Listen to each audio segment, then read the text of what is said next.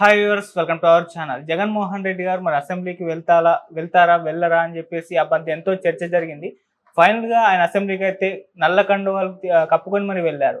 అయితే ఇప్పుడు అసెంబ్లీ ముందర పోలీసులు అతని ప్లాకార్డులు అవన్నీ కూడా చింపేయడంతో ఆగ్రహంతో పోలీసుల్ని ఒక క్లాస్ పీకడం జరిగింది. అయితే ఇప్పుడు చాలా మంది నెటిజన్స్ ఏ విధంగా మాట్లాడుతున్నారంటే, మరి మీ ప్రభుత్వం ఉన్నప్పుడు కూడా పోలీసులు ఆ విధంగానే ప్రవర్తించారు. మరి అప్పుడు మౌనంగా ఉన్నారు. మరి ఇప్పుడెందుకు మీరు ఇలా రెచ్చిపోతున్నారని చెప్పేసి క్వెషన్ చేస్తున్నారు. సో ఇప్పుడు ఇదే అంశం మీద డిస్కస్ చేయడానికి ప్రెజెంట్ మనతో పాటు సీనియర్ జర్నలిస్ట్ జయదేవ్ గారు ఉన్నారు. వారితో డిస్కస్ చేద్దాం. సో నమస్కారం సార్. నమస్తే. సార్, జగన్మోహన్ రెడ్డి గారు మరి పోలీసుల పైన ఫైర్ అయిన వీడియో సోషల్ మీడియాలో ఇప్పుడు వైరల్ అవుతుంది సార్. దీనిపైన భిన్నాభిప్రాయాలు వ్యక్తం అవుతున్నాయి. అంటే వైసీపీ సానుభూతి పరులేమో జగన్మోహన్ రెడ్డి గారికి ఒక ఎలివేషన్ ఇస్తూ దానికి సాంగ్స్ యాడ్ చేస్తూ ప్రచారం చేస్తున్నారు. ఇటువైపు ఏమో మరి మీ అప్పుడు కూడా అప్పుడు అలా జరిగింది కదా, ఇప్పుడు జరుగుతే ఎందుకు ఈ విధంగా రెచ్చిపోతున్నారని చెప్పేసి ఇటువైపు మాట్లాడుతున్నారు. మరి మీరు ఏ విధంగా చూస్తారు సార్ దీన్ని? మీరనేదే నేనదే ఇప్పుడు వాళ్ళు జనరల్గా ఏదో సామెత ఉంటుంది, వేదాలు వల్లించినట్టుగా ఏవో డాష్ వేదాలు వల్లించినట్టుగా అని ఏదో ఉంటుంది. సో అట్లా ఇక్కడ గొప్ప విషయం ఏంటంటే వైసీపీ వాళ్ళు చాలా ఉత్సాహంగా ఫీల్ అవుతున్నారు. మళ్ళీ మా జగన్ అన్న బ్యాక్ అన్నట్టుగా.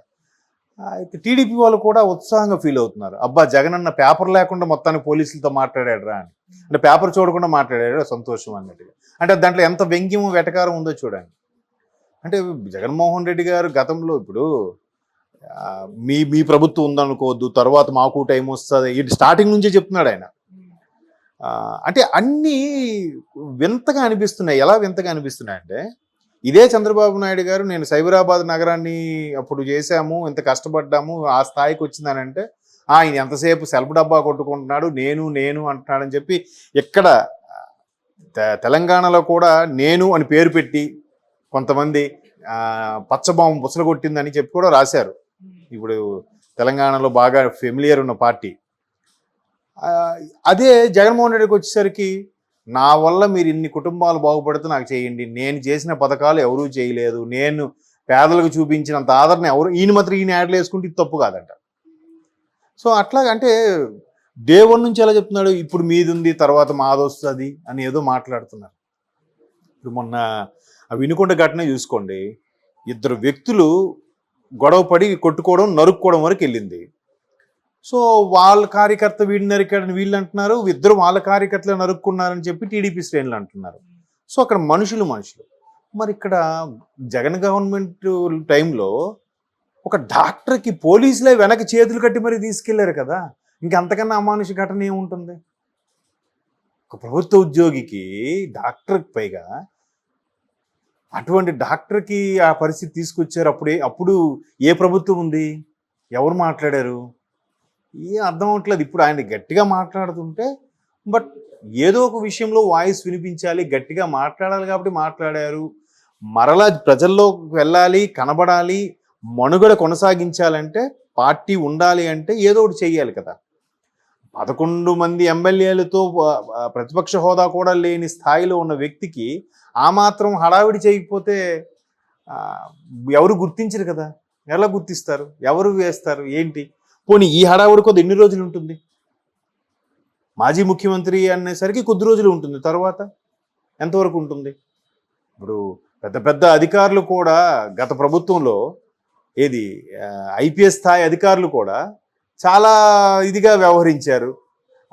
ప్రధానమంత్రి వచ్చినప్పుడు కూడా కానిస్టేబుల్ ఎస్ఐ స్థాయి వ్యక్తులు కూడా సరిగ్గా సెక్యూరిటీ పెట్టలేదంట. అక్కడ బారికేడ్లు ఎక్కిపోతున్నా, ఆ డీజే మీద పడిపోతున్నా వాళ్ళు కనీసం ఆపలేదంట ప్రధానమంత్రికి కూడా. మరి అప్పుడు ఎవరు ప్రభుత్వం ఉంది, ఏ పోలీసులు ఉన్నారు అక్కడ? అప్పుడు ఇవన్నీ ఏం జరిగాయి? పోలీసులు ఒకరి వైపు ఉండకూడదు అని అంటున్నారు. అంతెందుకండి, ప్రభుత్వం మొన్న కూటమి ఏర్పడిందా, కూటమి ఏర్పడిన తర్వాత కూడా సెక్రటేరియట్కి సంబంధించి కొన్ని ఫైల్స్ మిస్ అయ్యాయని అన్నారు. అంటే ఇంకా ప్రభుత్వంలో గత ప్రభుత్వం సంబంధించిన అధికారుల ఛాయలు ఉన్నాయి. మరి అదే వాళ్ళు ఎవరికి పనిచేస్తున్నారు? ఎవరైతే దొంగిలించేలా చేశారో అధికారులు ఎవరు? ఎంత ఘోరం చూడండి. పేరుకి కూటమి ప్రభుత్వం వచ్చినా కూడా ఇంకా వీళ్ళ తాలూకు అధికారులు ఇంకా ప్రభావంతో పనిచేస్తున్నారని అంటే ఏంటి సంగతి? పోలీసులు ఉన్నారా లేదా? ప్రభుత్వం అసలు నిజంగా వీళ్ళలాగే కూటమి ప్రభుత్వం కూడా ప్రవర్తిస్తే వీళ్ళ పరిస్థితి ఏంటి? కొడాల నాన్నగారు ఉన్నారు, ఎన్నికల ముందు నా బొచ్చెవరు పేకలేరని అన్నారు ఆయన. అంటే అలాంటి భావం వచ్చేలాగా అయిపోయిన తర్వాత కూడా అలాగే మాట్లాడుతున్నారు. మరి ఆయన ఎవరైనా చేశారా? ఏమైనా చేయగలిగారా? మరి ఇక్కడ ఎవరు ప్రభుత్వం ఉంది, ఎవరు అధికారం ఉంది, ఎవరు అధికారులు ఎవరికి కొమ్ము కాస్తున్నారు? సో టీడీపీ వాళ్ళు ఇవన్నీ ప్రశ్నిస్తారు. ఇప్పుడు ఆ వినుకొండ ఘటన ఉంది, వాడిని కొట్టారు, నరికారు అని అంటున్నారు. మరి పిఠాపురంలో వర్మ గారిని కూడా దాడి జరిగిందిగా, దాని గురించి మరి అప్పుడు రాష్ట్రంలో శాంతి భద్రతలు అప్పుడు గుర్తు రాలేదా? రాష్ట్రంలో రాష్ట్రపతి పాలన పెట్టాలని ట్వీట్ చేశారు కదా, మరి అప్పుడు ఇది గుర్తు రాలేదా? అదే కదా పిఠాపురం వర్మ గారు కూడా అడిగింది. మరి దాన్ని ఏమంటారు చెప్పండి? పిల్లి అంటే కళ్ళు మూసుకొని పాలు తాగుతుందంట, నన్ను ఎవరు చూడట్లేదేమో అనుకొని. అట్లా ఉంది వీళ్ళు. ఇది అంటే ఎవరిని తప్పుపట్టలేని పరిస్థితి కనడానికి లేదు.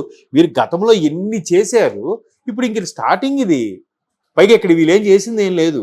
ఇప్పుడు ఆ వినుకొండ ఘటనలో కూడా ఇద్దరు నరుక్కున్నారంటే అది క్లియర్గా టీడీపీ వాళ్ళు ఒక సర్కిల్ కూడా రిలీజ్ చేశారు.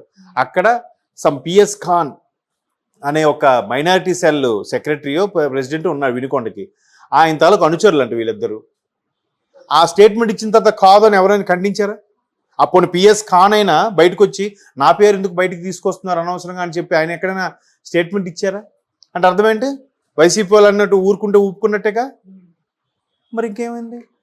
దానికి మళ్ళీ రాష్ట్రంలో అసలు ప్రభుత్వ పాలన ఉందా, భారతదేశంలో మేము భాగస్వాములమే, మేము కూడా పౌరులమే, మాకు రక్షణ కల్పించండి అని మాట్లాడుతున్నారు.